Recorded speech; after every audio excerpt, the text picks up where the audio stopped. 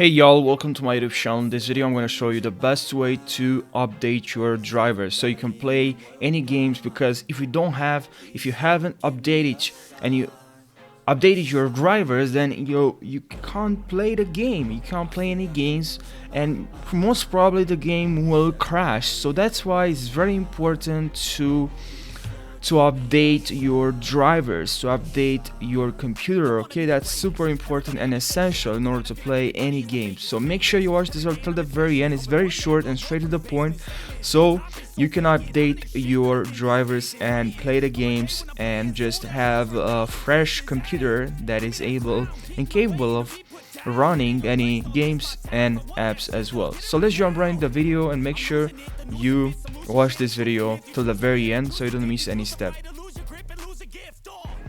So what you have to do, just click on the link of this, check the description of this video, and there you'll find all the links here. So the first thing that you have to install is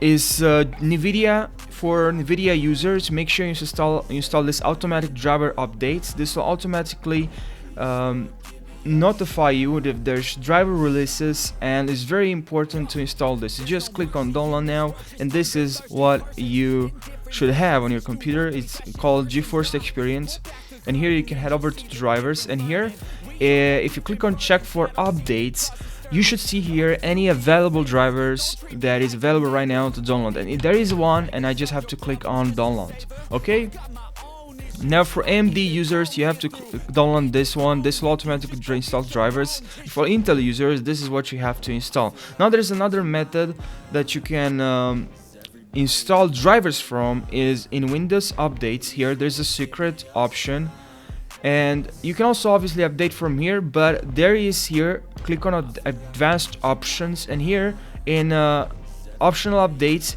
here you should see driver updates, and here you should see a huge list of updates that are available to install. Okay, so make sure you check all of them and then click on download and install. For me, this list was simply huge. There are a lot of updates, a lot of driver updates listed here. I just had to click on check all the boxes here and click on download and install. So that's pretty much what you have to do.